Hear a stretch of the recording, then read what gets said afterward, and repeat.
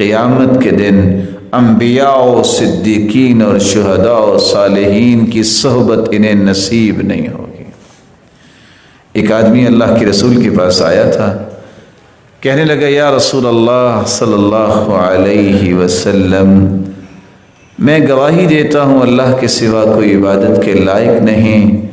اور آپ اللہ ذوالجلال کے سچے رسول ہیں۔ میں 5 نمازوں کا پابند ہوں، میں اپنی زکوٰۃ بھی ادا کرتا ہوں، میں روزے بھی رکھتا ہوں۔ آپ صلی اللہ علیہ وسلم نے فرمایا، جو توحید کا اقرار کرتا ہے، جو رسالت کو مان لیتا ہے، جو 5 نمازوں کا پابند بن جاتا ہے،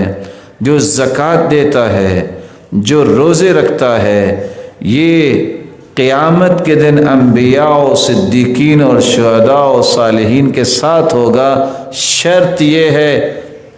ما لم يعق والدیہ، ما لم يعق والدیہ، اگر یہ والدین کا نافرمان نہ ہوا، اگر اس نے نافرمانی کر لی توحید کے باوجود، نماز روزے اور زکوٰۃ کے باوجود، یہ صدیقین اور شہداء اور صالحین اور انبیاء کے ساتھ سے محروم کر دیا۔